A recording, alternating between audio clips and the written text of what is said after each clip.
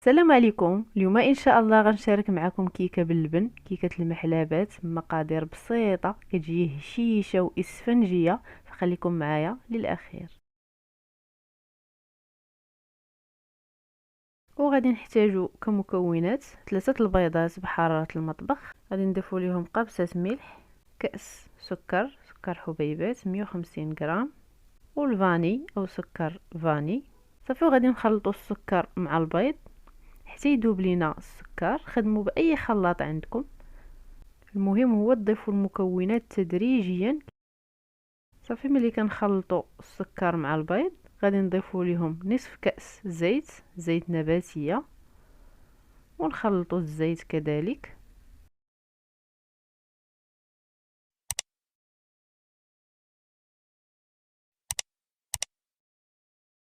صافي، وغادي نضيفوا ليهم كأس ديال اللبن، ماشي حليب، هذا اللبن كيجي رائع في الكيك. نخلطوا غير بالخلاط اليدوي.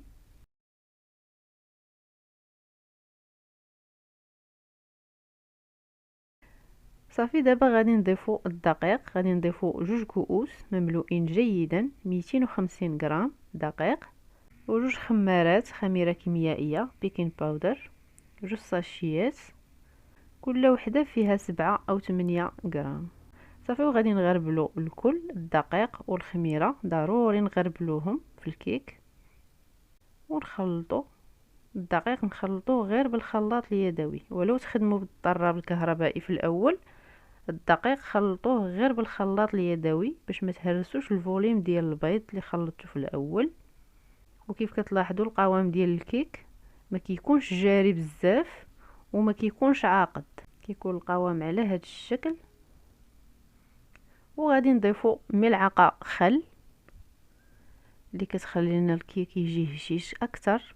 صافي، وغادي ناخذ مول ندهنوه بالزبده ولا بالزيت، ولا كان يلصق رشوه بالدقيق، وغادي نفرغوا فيه الخليط. خذوا طبعا المول بالشكل اللي بغيتو وبالحجم اللي بغيتو. انا كنفضل دائما نستعمل المول اللي يكون كبير، وندخلوها للفرن على حرارة 170 درجة حتى كطيب وتحمر، ونخرجوها. الوقت كيبقى على حساب الفرن تقريبا 40 دقيقة.